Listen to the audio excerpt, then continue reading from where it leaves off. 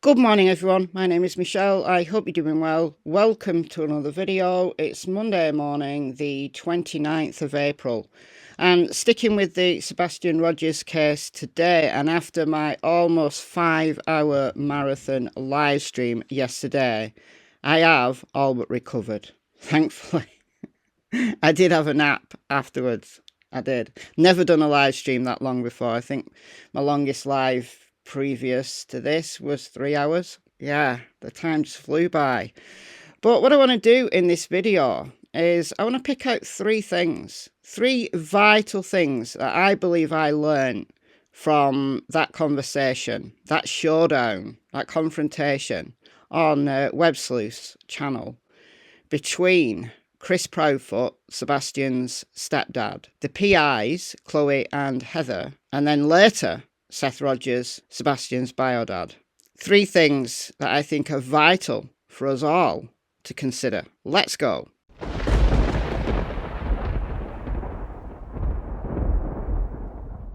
Now, these are not in any particular order. They're just the order at which they've come out of my brain.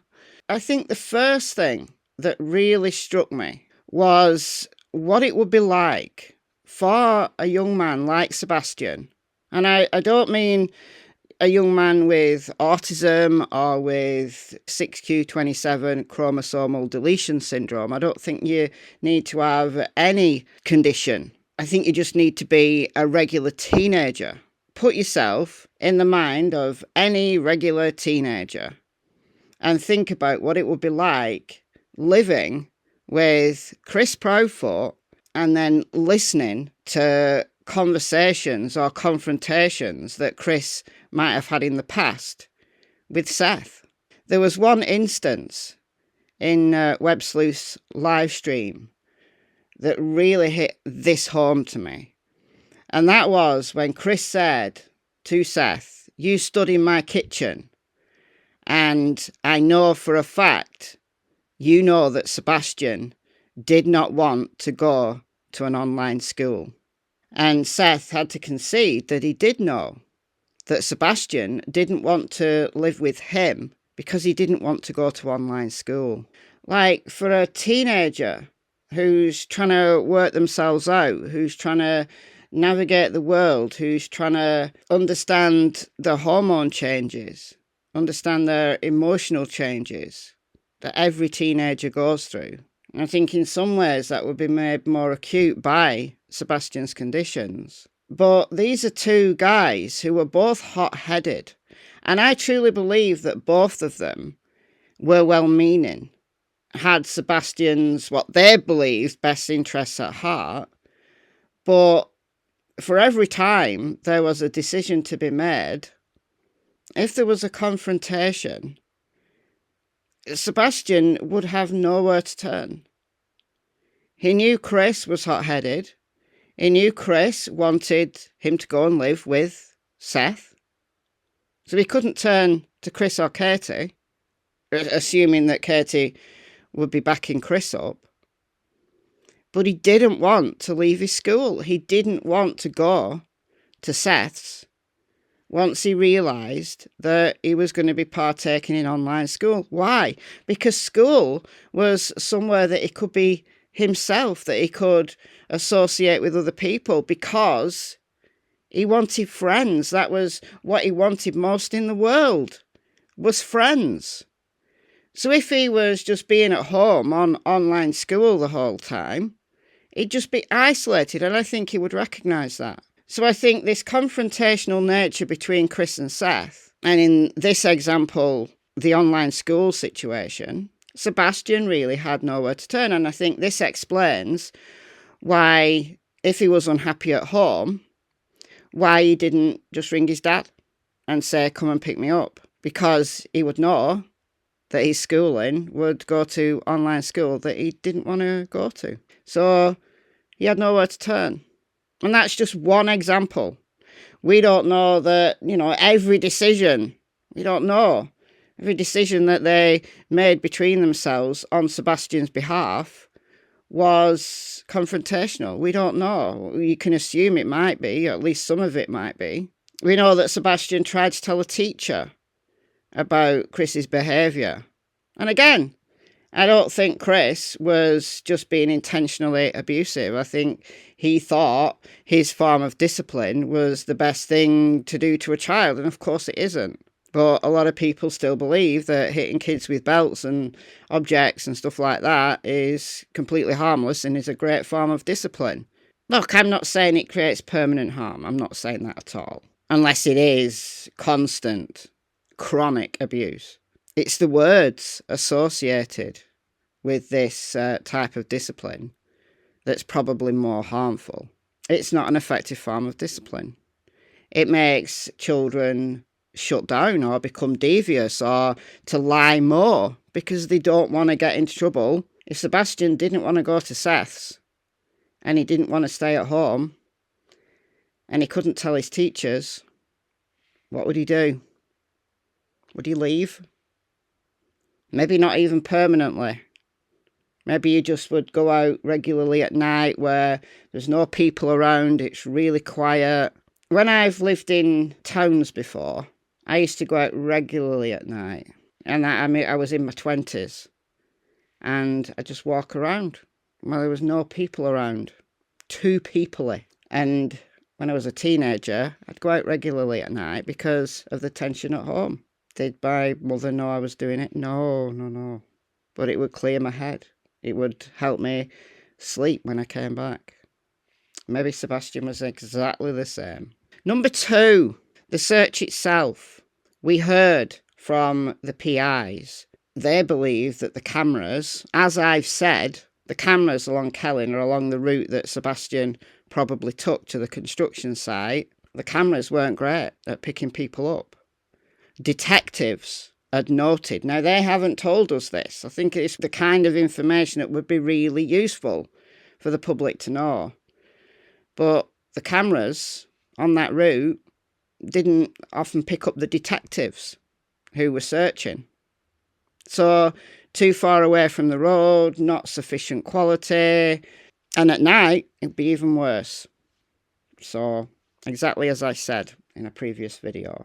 Very concerning, I thought, relating to the search, was the fact that there are caves in the area, and we've heard from law enforcement that caves were searched. But what we heard from the PI is some of the caves weren't searched. Some of the caves were not searched because they were too dangerous for searchers to go into, and that's absolutely understandable. They're not going to send people into a cave that's going to collapse. We heard in the dispatch audio that there was a collapsed cave. You heard the dispatch lady say, "Are you okay?" You know, she thought that cave had collapsed around one of the officers. He said, yeah, I'm okay. It's just collapsed about, I think he said 10 foot in or something. I don't know the location exactly where that was, but there's a number of caves in the area, and some of them haven't been searched because they're too dangerous. Too dangerous to send a dog in. I don't know about sending a camera in. How would you get a camera in? What if Sebastian liked to go and sit in one of those caves? What if it collapsed around him? I've been saying for a while now, I think Sebastian's down a ravine or a hole. What if he liked to go and sit in a cave, to be on his own, just for a little while, and it collapsed around him? Now, I don't know how close to home these caves were. If Sebastian was aware of them, if he'd come across them before, maybe that's where he went. I speculated that he was heading to his old school, this White House school, and I'm still of a mindset he may have been heading that way. However, knowing that he actually liked his school at Beach, then maybe not. Maybe just liked going walking around in the woods. Maybe he had discovered caves. Listen, when I was 15, I would have loved to have found a cave that I thought no one else knew about and go and make a little den there, a little house. And, yeah, come on. What were you like when you were 15? Were you an explorer? Or did you sit at home too scared to, leave your bedroom? I don't know. All right, so I think that they need to have some specialists go and assess those caves, like to see whether it's possible with maybe additional safety precautions, they could get somebody in there. Thirdly, something Chris Proudfoot said about search dogs. Now, we've heard from Chris Proudfoot, who told Grey Hughes the route that Sebastian took We've heard him telling narc divers the same route. So turning left out of his front door, going across his neighbour's backyard diagonally, and then up Kelling. So it's the yellow route on my very scruffy diagram. Max tracked, just German Shepherd. We heard that on the dispatch audio. And then we heard from Chris that a bloodhound and a blue tick coonhound also did the same track. I think one of the later searchers, one of their dogs tracked the same route as well. But he also said some of the other dogs just went off in loads of different directions. And that's because scent gets blown around. Majority of Sebastian's route was on a road, so that scent just gets blown everywhere. But Chris said that he thought that sniffer dogs' accuracy was only 25%. And I wanted to fact check that. I think this is possibly where he's got this information from, because how reliable are sniffer dogs? And then this is just from some kind of lawyer's website, and this is in relation to drug detection. Interestingly, approximately 75% of those searched were not found to be in possession of illicit drugs. This indicates the accuracy of sniffer dogs in identifying people actually carrying drugs is only around 25%. Well, actually, what if that 75% weren't in possession of drugs right there, right then, but had recently been in possession of drugs? They'd got rid of them when they knew they were going to be searched, and there's the smell of drugs on their claws. So that's a little bit nonsense. Found some other statistics here. Sniffer dogs can be trained to detect crop pests and diseases. A study by the US Department of Agriculture found that sniffer dogs identified trees infected with citrus greening disease with 99% accuracy. They could detect infection as early as 2 weeks after onset. And that's Wikipedia, so choose to believe that or not. I'm assuming there's a source attached to it. This from the BMJ, British Medical Journals. Trained sniffer dogs accurately detect people infected with COVID. Now, we heard a little bit about this when COVID was a big thing. So dogs have a very keen sense of smell and can pick up a scent at levels as low as 1 part per trillion, far exceeding any available mechanical technique. Preliminary data suggests that dogs can be trained within weeks to detect samples of patients with COVID-19 infection with a degree of accuracy comparable to a standard PCR nose and throat swab test. 420 volunteers provided 4 skin swabs. The dogs each sniffed the skin samples, with 114 of the volunteers who were tested positive for COVID on a PCR swab. The samples were randomly presented to each dog over 7 trial sessions. Overall, the diagnostic accuracy of all samples sniffed was 92%. Accuracy of detecting those without the infection was 91%. Only minor variations were seen amongst the dogs. The best performer reached 93% and 95%, the worst reaching 88% and 90%. But these are sniffing particular scents that the handlers know is either there or not. COVID yes or COVID no. But when you're out in the field, when you're out in the real world, and a dog is tracking or trailing a human scent, in the real world, where there's lots of environmental problems, there's competing scents, there's wind. We don't know how strong the wind was on the 26th of February. The majority of Sebastian's route to the construction site was on the road. It's impossible to give a percentage accuracy of dogs in those difficult real-world conditions. Some dogs are going to be better than others. The dogs that arrive there first, the fresher the scent, the easier it is to track or trail.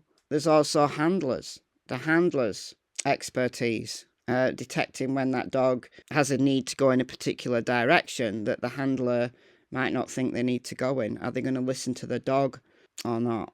So Chris Proudfoot might have got some statistics off the internet, but he's not quite right. I'm going to believe those dogs. I am. I'm going to believe those dogs, regardless of what the cops have said in this instance. But why they didn't track him into the woods, I don't know. Can't answer that. But I believe he's there.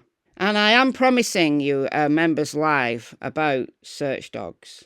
And I was going to do it yesterday, but then 5 hours. No, I couldn't face coming back to the computer. Am I going to do it today? I've got to go out later, so maybe not. But I'll fit it in, I promise you, because I've got the videos all stacked up.